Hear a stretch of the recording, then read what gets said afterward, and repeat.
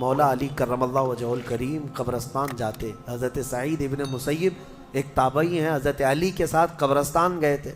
حضرت علی نے زور سے سلام کیا قبر والوں کو اور پھر پوچھا ہے قبروں والوں کیا حال ہے تمہارے.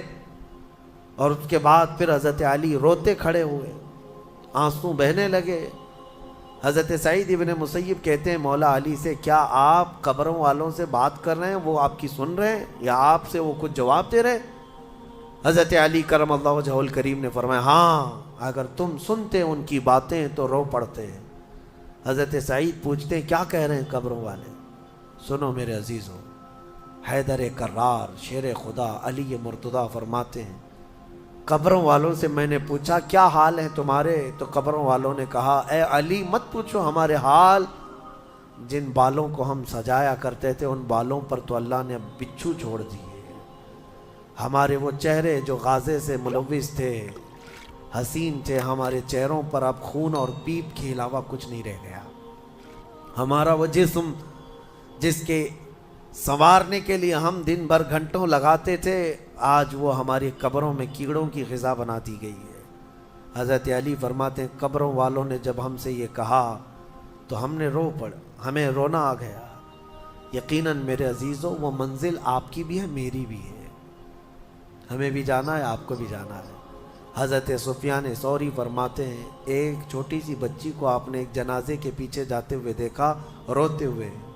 وہ لڑکی اپنے باپ کے جنازے میں جا رہی تھی, رو رہی تھی اور یہ کہہ رہی تھی اتنی بڑی مصیبت کا دن ہمارے اوپر کبھی آج تک آیا ہی نہیں تھا.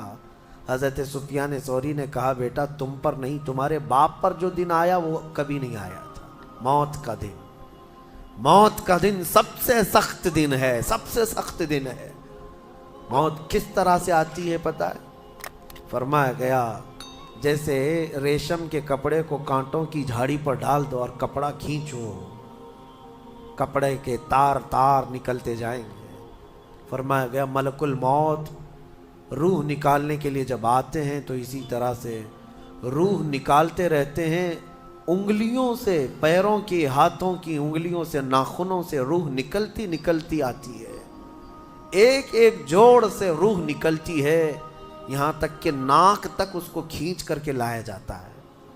اور قرآن میں اللہ فرماتا ہے تم اگر دیکھو گے کہ روح کیسی نکالی جا رہی ہے, یضربون وجوہہم وادبارہم, فرشتے آتے ہیں پیٹھ پر پیچھے مارتے ہیں, زور زور سے مارتے ہیں اور پیشانیوں پر مارتے ہیں اور یہ کہتے ہیں اے نکل جا روح. اللہ فرماتا ہے تم اگر دیکھو گے کہ فرشتے کس طرح روح نکالتے ہیں تو کانپ کر رہ جاؤ گے, مار مار کر کے روح کو نکالا جاتا ہے. اور یہ چھوٹا سا وقت نہیں ہے, ادھر جھٹکا لگا ادھر موت ہو گئی, لمبا پروسیس ہے. اس سے جو گزرتا ہے وہی بتا سکتا ہے. بعض لوگوں کو ایسا لگتا ہے زہر کھا لیا ابھی موت ہو گئی, سوسائڈ کر لیا ابھی موت ہو گئی. موت اتنی آسانی سے نہیں آتی, لمبا پروسیس ہے. موت سے پہلے فرشتے آ جاتے ہیں, چاہے تم اچھے آدمی ہو بیٹھے ہوئے ہو, تم کو بھی اگر موت آنی ہے تو تم پہلے فرشتوں کو دیکھنے لگ جاؤ گے, لیکن بتا نہیں سکتے کسی کو. موت سے تھوڑی دیر پہلے فرشتے قریب آ جاتے ہیں. پہلے جماعت فرشتوں کی آتی ہے, پھر ملک الموت آتے ہیں.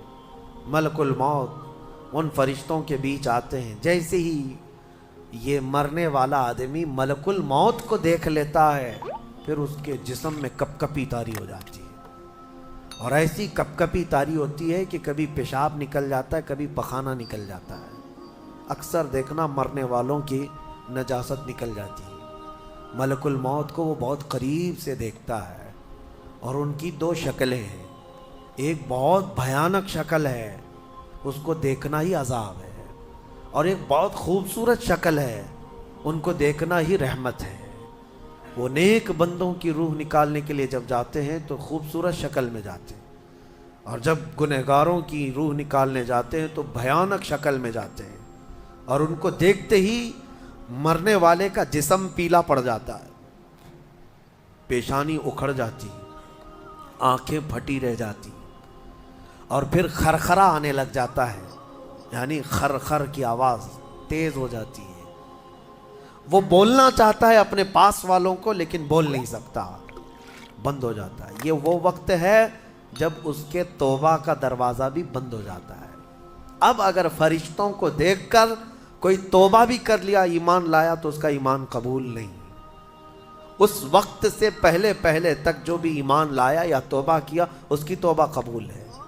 لیکن موت کا خرخرہ آ گیا اور فرشتوں کو دیکھ لیا، اس کے بعد بہت سارے کافر بھی پکاریں گے کہ ہم ایمان لاتے ہیں اللہ پر، نہیں، اب ایمان قبول نہیں ہوگا۔ موت اتنی آسانی سے نہیں آتی، اس کا پروسیس ہے۔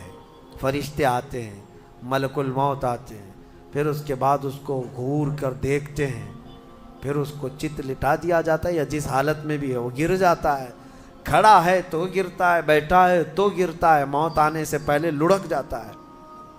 یہ ضروری بھی نہیں ہے کہ آج میں اپنے آپ کو سنبھال کر بیٹھا ہوں، اگر میری موت آنی ہے اسی کرسی سے گر جاؤں، اسی جگہ سے ہم گر جائیں، اور اس کے بعد ملک الموت روح کھینچنا شروع کرتے ہیں، پیروں کے ناخنوں سے لے کر ہاتھوں کے ناخنوں سے لے کر اس کے جسم کے ہر حصے سے لے کر ناک تک کھینچتے ہوئے لاتے ہیں، اور اس کے بعد جب پوری روح نکل جاتی ہے وہ لے کر کے چلتے رہتے ہیں، اور مردہ ان کو جاتے ہوئے دیکھتا رہتا ہے۔